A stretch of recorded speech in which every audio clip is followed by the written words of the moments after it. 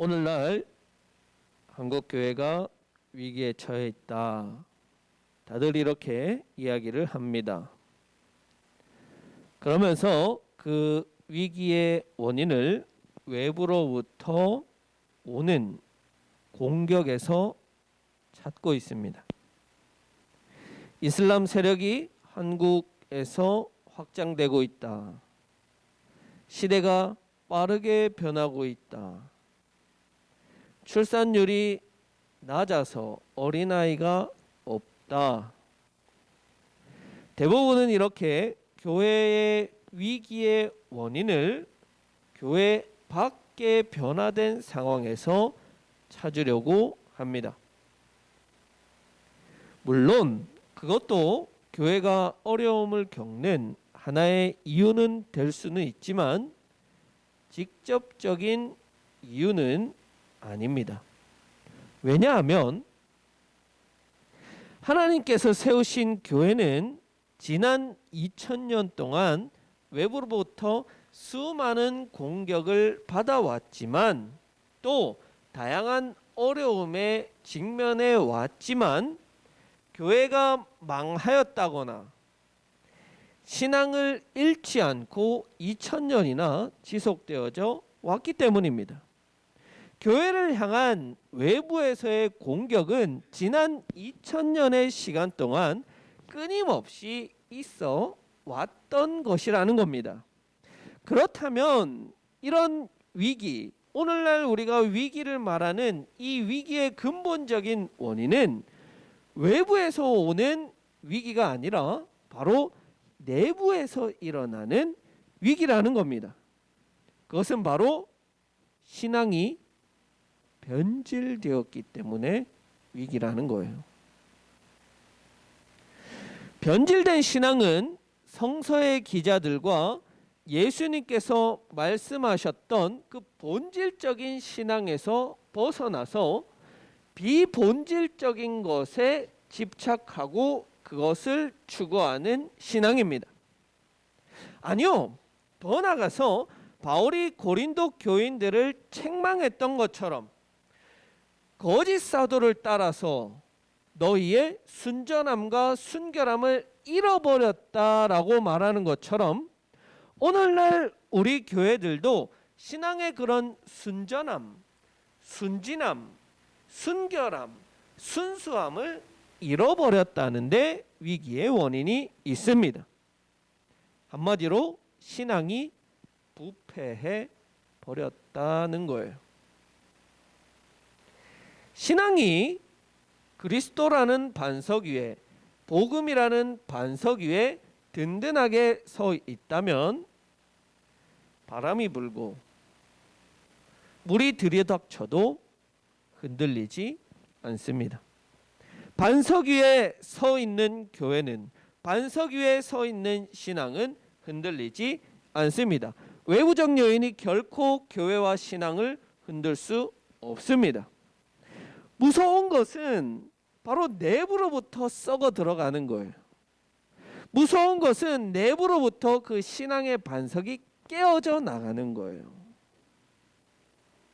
사사시대에 이스라엘이 경험한 위기는 바로 그렇게 내부적으로부터 신앙이 썩어져 갔다는 거예요. 외부에서 오는 에돔 족속, 애굽, 메소포타미아의 공격 때문의 위기가 아니라 그들이 하나님을 믿는 신앙이 변질되어 버렸기 때문에 위기가 찾아왔다는 겁니다. 오늘 본문 말씀에서는 그렇게 변하여 버린, 그래서 재기능을 하지 못하는 이스라엘의 변질된 신앙을 두 가지의 모습으로 우리에게 보여주고 있습니다. 하나는 다른 신을 쫓아서 가버린 것이고, 다른 하나는 필요할 때만 하나님을 찾았다라는 거예요. 먼저 부패한 이스라엘의 신앙의 모습은 다른 신들을 쫓아가는 것으로 그 모습이 드러났습니다. 17절에서 이렇게 이야기합니다. 오히려 음란하게 다른 신들을 섬기며 경배하였다라고 말하고 있습니다. 여기서 이스라엘이 쫓아간 음란하게 경배한 다른 신의 이름이 13절에 기록되어져 있습니다. 바로 바알과 아스다롯입니다. 바알은 본래 이스라엘이 가나안 땅에 정착하기 이전부터 가나안 원주민들이 섬기던 신이었습니다. 바로 토착민들이 섬기던 신이었던 것이죠. 그리고 그 바알의 배우자가 아스다롯 여신입니다. 농사를 지었던 가나안 원주민들은 바알과 아스다롯이 농사에 풍년을 가져다 준다고 믿었습니다. 그런데 본래 유목민이었고 떠돌아다니는 생활을 했고 광야에서 40년간 떠돌았던 이스라엘 백성이 가나안 땅에 정착해서 농사를 짓게 되자 바로 이 농사의 신이었던 풍요의 신이었던 바알을 섬기고 바알을 믿기 시작하고 바알에게 쫓아가기 시작했던 것입니다. 그렇기 때문에 이스라엘이 농사의 신인 바알을 쫓아간 것이 결코 이상한 일이 아니었던 거예요. 이스라엘은 광야에서 40년 동안 생활을 할 때 하나님께서 주시는 그 풍성한 은혜를 보고 경험하고 직접 먹으면서 체험하며 살았습니다. 먹을 것, 마실 것, 잠잘 것, 물 먹을 것이 하나도 없는 광야 생활을 40년 동안 지속하였지만 그 가운데 하나님께서는 구름 기둥으로 불 기둥으로 만나와 메추라기로 물이 나오는 반석으로 이스라엘을 먹이시고 채우시고 재우시고 풍성히 하셨습니다. 그렇기 때문에 이스라엘 백성들은 광야에서 부족하지 않음을 경험할 수 있었습니다. 그런데도 불구하고 이스라엘은 가나안 땅에 정착하자마자 더 큰 풍요, 더 잘 사는 것, 더 많은 재물을 원하면서 바알과 아스다롯에게 쫓아가 버렸습니다. 하나님을 버린 거예요. 그 결과로 그 큰 성읍 여리고를 무너뜨리던 요단강을 가르고 건너서 가나안 땅으로 들어갔던 그 가나안 땅의 강대한 철병거를 가지고 있던 원주민을 몰아내던 잘 훈련된 이스라엘은 없어져 버리고 주변 나라에 조공을 바치고 주변 나라의 압제에 신음하고 하나님께 울부짖는 것밖에 할 수 없는 오합지졸 이스라엘만 남게 되어 버린 거예요.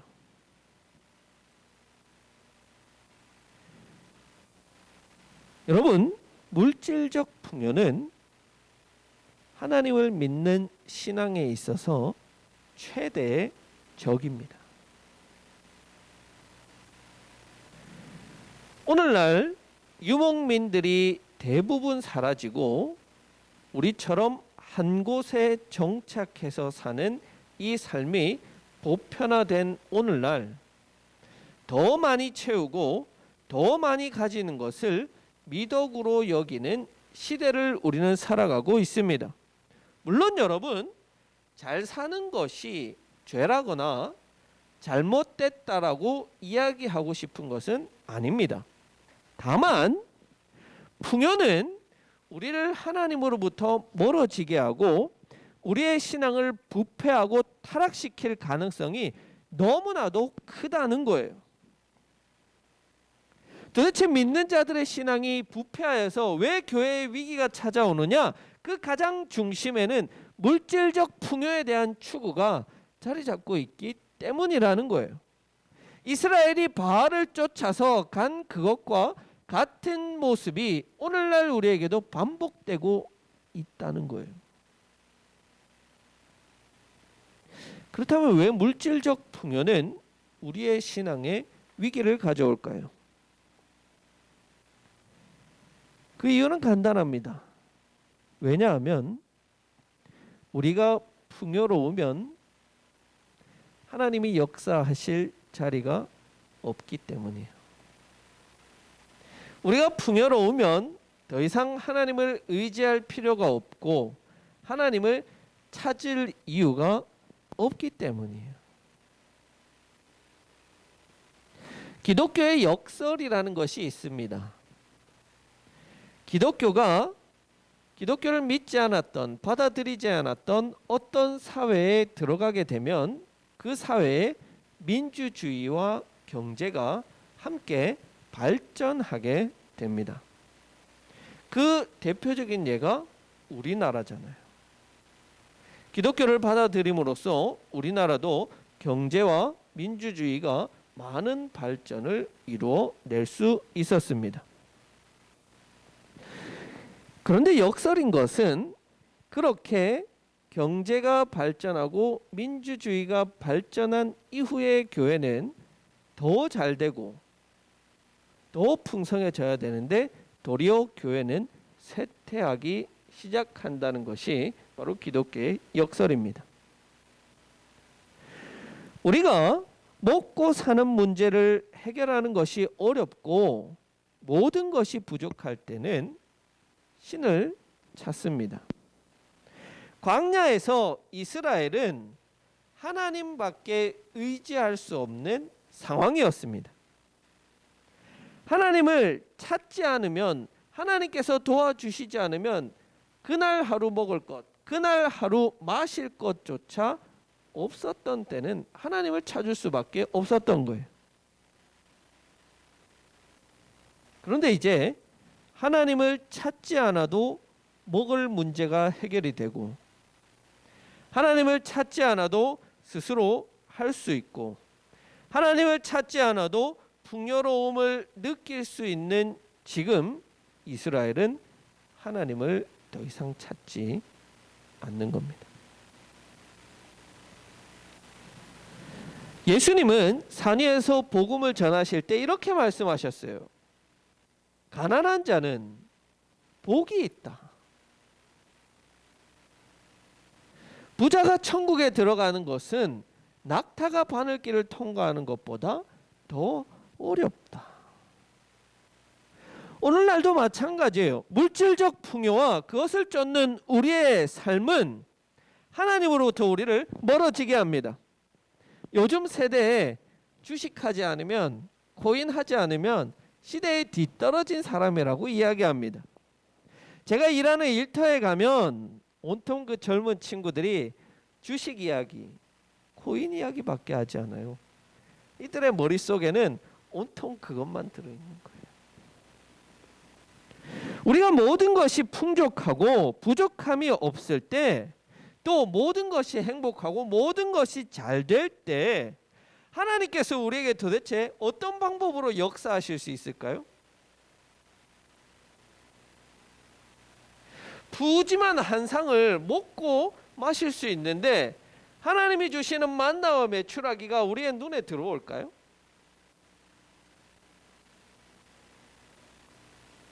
도리어 우리는 가난할 때, 도리어 우리는 부족할 때 하나님을 찾고 거기서 역사하시는 하나님을 경험하게 됩니다. 그렇다면 이미 풍요를 누리고 있는 우리는 어떻게 해야 됩니까? 우리는 자발적으로 가난에 들어가야 합니다. 하나님이 계시는 광야로 나아가야 합니다. 그 자발적 가난이라는 것은 밥 한 끼도 못 먹을 가난을 말하는 것이 아니라 우리의 삶 가운데 하나님께서 역사하실 수 있는 여지를 열어두는 거예요. 하나님의 은혜가 내려질 그 자리를 비워두는 것을 말하는 거예요. 우리라는 이 질그릇에 세상적인 풍요로 가득 채운다면 도무지 하나님의 은혜가 내려도 그곳에는 하나님의 은혜가 담겨지지 않는 거예요. 비워버리는 거예요. 하나님의 은혜가 담겨질 수 있도록. 물질적 풍요에서 하나님이 주시는 영적인 은혜의 풍요로 우리의 삶의 초점을 바꿀 필요가 있다는 거예요. 여러분, 앞으로 세상은 훨씬 더 풍요로워지고 더 살만해질 거예요. 더 편리해질 거예요. 그러면서 세상은 하나님으로부터 점점 더 멀어질 겁니다. 그런 시대를 살아가고 있는 우리가 그 가운데서 우리의 신앙을 든든히 반석 위에 세우기 위해서는 물질적 풍요를 쫓는 삶의 습관을 내려놓고 광야에 계시며 거기서 우리에게 은혜 주시기를 바라고 기다리고 계시는 하나님 앞으로 나아갈 수 있어야 합니다. 그래서 풍요의 신인 바알과 아스다롯을 쫓아가는 삶이 아니라 오로지 하나님, 우리에게 은혜 베풀어 주시고 나의 나됨을 허락하시는 그 하나님을 믿는 신앙의 순수함, 그 순전함, 그것을 위해서 우리가 달려갈 수 있는 우리의 신앙생활이 되어야 한다는 것입니다. 사사시대 이스라엘의 신앙이 부패한 두 번째 모습은 힘들 때만 하나님을 찾는다는 거예요. 18절에서 하나님은 이스라엘의 신음소리를 들으시고 불쌍히 여기셔서 사사들을 보내서 이스라엘을 구원해 주셨다고 하십니다. 그런데 이스라엘 백성은 그때뿐이에요. 19절에 가니까 그러다가 사사가 죽으면 다시 돌아서서 더 타락하여서 바알과 아스다롯을 섬겼다라고 말합니다. 그리고 또 억압당하면 하나님 찾고 하나님께서 구해주시면 다시 바알에게 가고 다시 바알을 섬기면 어려워지고 이런 잘못된 패턴이 사사기에서는 12번이나 반복되는 거예요. 어려울 때만 찾는 하나님, 힘들 때만 찾는 하나님. 물론 여러분 그것도 중요해요. 물론 그것도 하나님을 만나는 한 가지 방법이에요. 앞서 우리가 언급한 대로 하나님께서는 우리를 고난 가운데, 역경 가운데, 또 부족하고 가난함 가운데 만나주시고 그 하나님을 경험하게 됩니다. 거기서 하나님은 우리에게 구원자도 세워주시고 은혜도 내려주시고 우리를 위한 사랑을 경험하게 됩니다. 그렇다고 해서 우리가 그 하나님의 의도를, 그 사랑을 경험하기 위해서 의도적으로 우리가 물질적 풍요를 쫓아가고 다른 신들을 쫓아간다면 하나님께서 우리에게 내려주신 은혜를 아주 값어치 없는 걸로 만드는 거예요. 아주 값싼 은혜로 만들어버리는 거예요. 어려울 때만 찾는 하나님. 그래도 어려울 때라도 하나님을 찾으니까, 어려울 때라도 교회 와서 기도하니까 그 사람은 신앙이 있어, 믿음이 있어 보입니다. 하지만 그런 믿음은 사실 제대로 작동하는 것이 아니라 부패해서 변질된 믿음이라고 할 수 있어요. 수능 시즌이 되면 새벽 기도를 하시는 분들이 많아지죠. 또 무슨 어려움을 당했다고 하면 40일 작정 기도를 하고 금식 기도하고 갑자기 기도 열심히 합니다. 물론 그렇게라도 하나님을 찾고 그 가운데서 하나님을 만나고 경험할 수 있다면 그것도 뭐 나쁜 일은 아닙니다만은, 그렇게 하는 것은 우리의 신앙이 아주 유아기적인 단계, 아주 초보인 단계에는 그렇게 한다는 거예요. 그렇게 할 수 있다는 거예요. 그런데 그런 신앙은 막상 어려움이 자신 앞에 찾아왔을 때 그 어려움 앞에 잘 대응하지 못하고 그 어려움 앞에 우리를 아주 굉장히 나약한 사람으로 만들어 버려요. 이스라엘 백성이 그 하나님과 함께 했을 때는 가나안 원주민을 다 몰아내고 여리고성을 무너뜨렸지만 부패한 그 신앙, 변질된 신앙을 가지고 있을 때 그들이 할 수 있었던 것은 아무것도 없었던 것처럼 말입니다. 하나님은 우리의 어려움 가운데서 도움이시고 우리를 도와주시기도 하지만 우리의 장성한 믿음의 분량은 그 어려움을 스스로 잘 이겨내게끔 만들기도 한다는 거예요. 이스라엘이 처음 하나님께서 애굽에서 이끌어내셨을 때는 하나님께서 다 해주셨어요. 다 도와주셨어요. 홍해도 모세를 통해서 직접 갈라주시고 만나와 메추라기도 내려주시고 모든 것을 하나님이 다 해주셨어요. 그런데 광야 40년 생활을 마치고 하나님께서 약속하신 가나안 땅으로 들어갈 때 이스라엘의 모습은 어때요? 특히 요단강을 건너갈 때 하나님께서 열어주셨어요? 아니에요.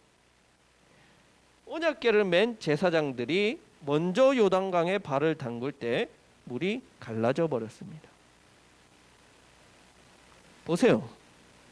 어려움과 문제가 닥쳤을 때 우리의 신앙이 어릴 때는 유아기적일 때는 제발 하나님 도와주세요. 제발 이번 한 번만 도와주세요. 할 수 있어요. 그런데 우리의 신앙이 성장하고 나면 우리 앞에 닥친 문제는 하나님을 믿는 그 믿음 아래에서 우리가 얼마든지 해결하고 대처해 나갈 수 있다는 거예요. 그게 믿음 있는 사람의 모습이에요. 어려움 당했을 때마다 하나님 도와주세요, 도와주세요가 믿음 있는 사람이 아니라 그 사람은 믿음이 아직 유아기적인 믿음이라는 거예요. 왜냐하면 삶 속에서 이미 항상 하나님은 우리와 함께 하신다는 것을 알고 있는 그 믿음이 성장한 사람은 그것을 알고 있기 때문에 담대히 자신이 스스로 그 어려운 문제들을 해결하며 나갈 수 있는 거예요. 순간순간마다 하나님께서 함께 하시고 어떻게 하면 하나님의 자녀답게 살지 고민하고 노력하게 되면 또 그 가운데 함께 하시는 하나님을 경험하게 되면 하나님 도와달라고 기도할 필요가 있어요? 없어요. 이미 함께 하시는데, 이미 함께 하시고 도와주심을 알고 있는데 자신 스스로가 그 어려움을 해결해 나가면 되는 거예요. 기도는 도와달라는 하나님께 내미는 청구서가 아니라 하나님의 뜻을 알고 그것을 이루어 드리기 위한 통로라는 것을 우리가 다시금 생각해 봐야 됩니다. 우리가 마치 어린아이였을 때는 부모님의 도움을 바라고 부모님께서 도와주시는 것이 당연하지만 어느 정도 성장하게 되면 스스로 닥친 어려움과 문제들을 해결해 나가야 하는 것이 마땅한 일이라는 거예요. 언제까지 부모에게 도와달라는 것이 부모를 믿는 믿음이 아니라는 말이에요. 그것은 충분히 성장하지 못했다는 것을 반증하는 거예요. 그래서 하나님은 비록 내 옆에 계신 것을 우리가 눈으로 볼 수는 없지만 하나님께서 함께 하신다는 것을 경험하고 느끼고 체험할 때 우리는 그 문제들 앞에 움츠러들고 어려움을 겪고 피하고 도망가지 않고 당당히 그 문제들을 맞서며 설 수 있는 것입니다. 우리가 믿음의 반석 위에 든든히 서기 위해서는 우리의 순결하고 순전한 믿음이 부패하고 변질되지 않도록 그렇게 해야 합니다. 여러분 주의하십시오. 돈의 권세는 우리의 신앙을 아주 쉽게 부패하게 만들어 버립니다. 그것을 쫓아가는 삶 혹은 거기에 중독되어서 바알과 아스다롯을 섬겨서는 안 됩니다. 항상 하나님과 동행하기 위해, 항상 하나님께서 주시는 그 은혜를 경험하기 위해, 항상 나와 함께 하시고 인도하시는 그 하나님을 따라가기 위해서 우리는 날마다 노력해야 돼. 날마다 나를 죽이고 날마다 주님을 묵상하고 주님의 말씀을 묵상하고 만나고 경험하는 것이 우리의 삶 가운데 반드시 필요합니다. 여러분, 우리 교회에도 여러분의 삶 가운데도 위기는 반드시 찾아올 겁니다. 그 위기를 이겨내는 것은 우리의 믿음을 반석 위에 든든히 세우는 거예요. 사사시대 이스라엘을 반면교사 삼아서 우리가 하나님께 기쁨이 되고 순전하고 순결한 백성으로 살아가서 우리의 믿음의 순수성을 지켜내서 하나님께 인정받고 칭찬받는 하나님 자녀들 되시길 간절히 기원합니다.